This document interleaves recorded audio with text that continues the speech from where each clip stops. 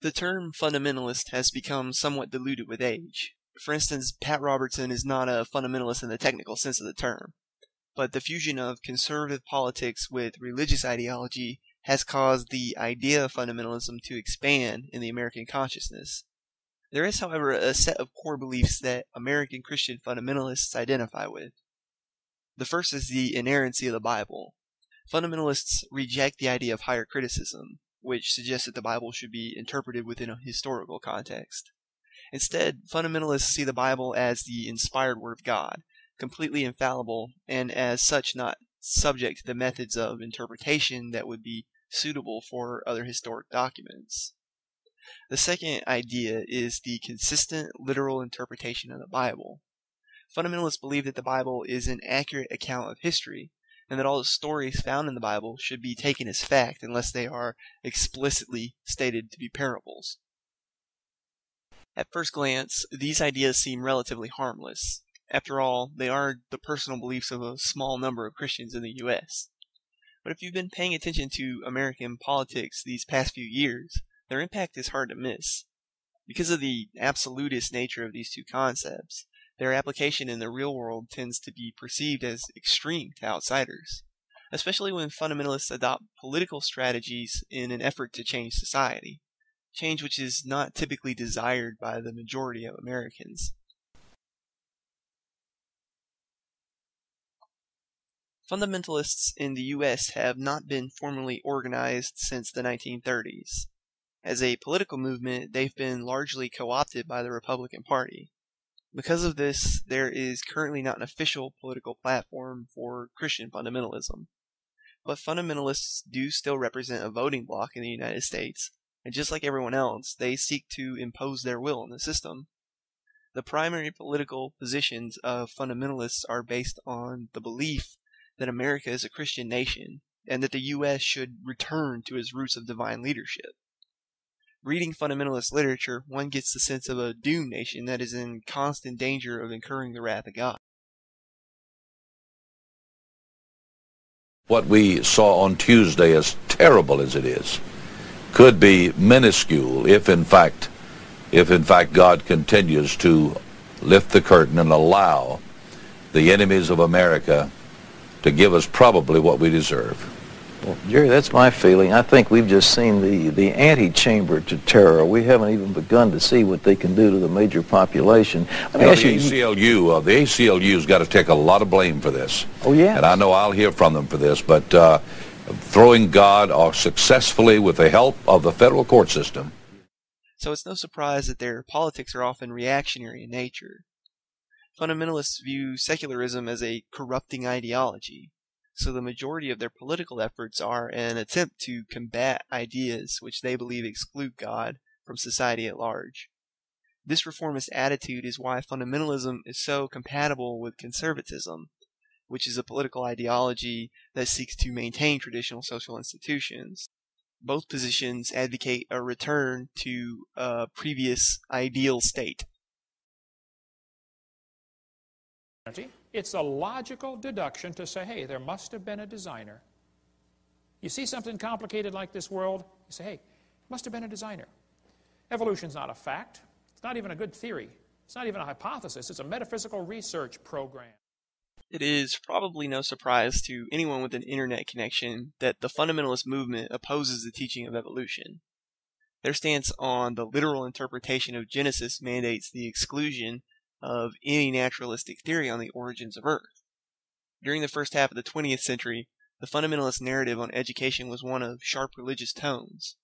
The education system in the U.S. had yet to incorporate evolution in curricula on a national level, and a religious perspective was easy to support.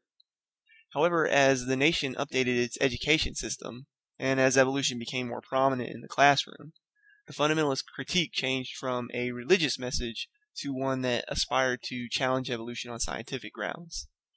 These days, the criticism of evolution is largely dressed in the veneer of science, and the proponents of creationism have tried to hide the religious aspect of their positions. This retreat is evident in their change of rhetorical tactic, relying on phrases like intelligent design instead of the old staple creationism. They often attempt to draw parallels between their political positions which are largely unscientific, and the positions of those who advocate the theory of evolution. It should be noted that these tactics are generally not focused on academic institutions, like scientific journals and universities where primary research is conducted. Indeed, fundamentalists don't offer strong support for their ideas in traditional scientific realms, often citing academic bias as a barrier to entry. Instead, they focus their efforts at the general public, usually attempting to change the curricula of secondary schools through political control. Fundamentalists view the current scientific climate as a product of a cultural shift away from religious influence. They feel that they've been fighting a losing battle against non-religious philosophies. This sentiment is best illustrated by the introduction of the now infamous Wedge document, which reads, "The proposition that human beings are created in the image of God is one of the bedrock principles on which Western civilization was built." Yet a little over a century ago, this cardinal idea came under wholesale attack by intellectuals drawing on the discoveries of modern science. This materialistic conception of reality eventually infected virtually every area of our culture, from politics and economics to literature and art. Because fundamentalists view the scientific community as describing cultural rather than rational or empirical ideas, they see it as a nebulous conspiracy in which religious ideas are to be defeated at all cost. This perspective has caused their goals in scientific reform to be largely political rather than academic. Here we find the greatest disconnect between the fundamentalist movement and some of its opposing forces. For example, many in the New Atheist movement have described fundamentalism as being anti-science. To a certain extent, this is an accurate depiction of fundamentalism, as the movement does oppose much of history's scientific progress, and does so on non-scientific grounds. But to say the fundamentalist movement generally opposes science, the empirical inquiry into the natural world, would be an overstatement. On the fundamentalist side, you have the perception that the scientific community is founded on cultural ideals that are aggressively antithetical to religion. And on the opposing side, there is a perception that fundamentalists despise scientific effort in every instance. With neither supposition being a completely accurate assessment of the opposing position, harsh conflict inevitably arises.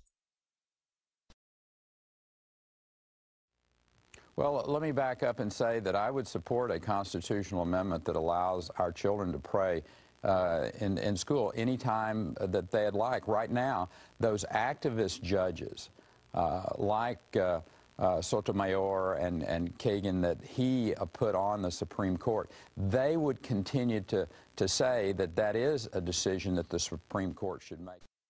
Fundamentalists view the removal of sanctioned prayer in school as a blow to the religious health of the country. They generally disagree with Supreme Court decisions on the matter and maintain that acts like sanctioned prayer and school-sponsored Bible study do not qualify as an establishment of state religion. Fundys view actions of our courts as an adversarial effort to expunge religion from society.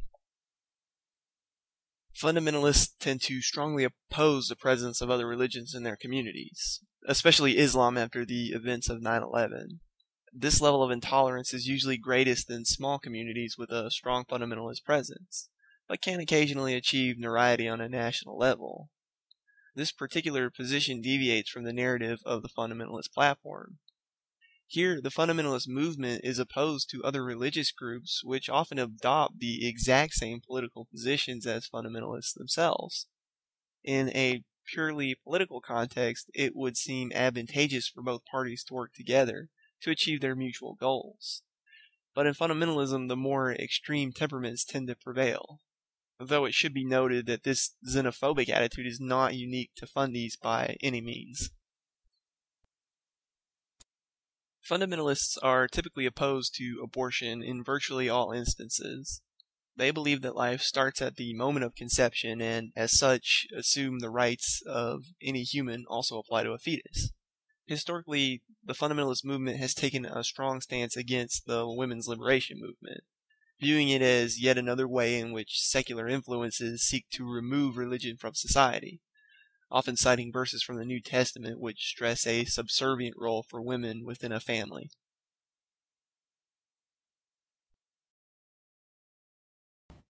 I figured a way to get rid of all the lesbians and queers, but I couldn't get it passed through Congress.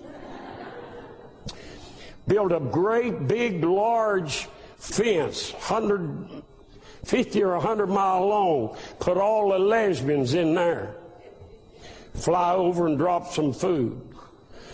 Do the same thing with the queers and the homosexuals, and have that fence electrified till they can't get out. Fundamentalists oppose legislation that favors equal rights for homosexuals. Because they view homosexuality as immoral, they consider the marginalization of gays, and even cruelty towards that group, to be morally acceptable. Fundamentalists generally support the two wars the U.S. has been fighting for the last 10 years. Although that sentiment is changing as the political tide ebbs and flows in Washington, fundamentalist leaders who used to support the operations overseas have altered their rhetoric as the left assumed more control over Washington. Although this is more of a political rather than religious issue, one could argue that this is generally true of any group which is politically conservative.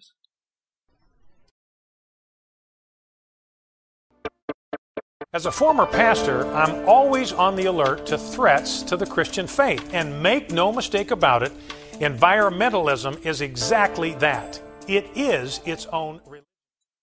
Fundies usually take the Republican position on economics and advocate less government regulation and less taxation. Fundies are usually opposed to social programs, but as the Fundy population ages, this is becoming less the case. Fundamentalists usually oppose environmental regulation, viewing it as yet another way in which the government attempts to exert control over individuals. They often see these policies as unnecessary because of their belief in Jesus' imminent return. Because the movement has become highly decentralized, it's difficult to assess its size and demographics. However, by looking at responses to polls dealing with key fundamentalist issues, you can get a general idea of the scope of the movement in the U.S. For instance, polls by Gallup concerning the Bible found that about 30% of those polled believed the Bible was the literal Word of God, and that number has been slowly declining since the 1980s. In the same poll, Gallup found that respondents who attended church regularly and respondents who had achieved lower levels of education were much more likely to hold a belief in a literal Bible.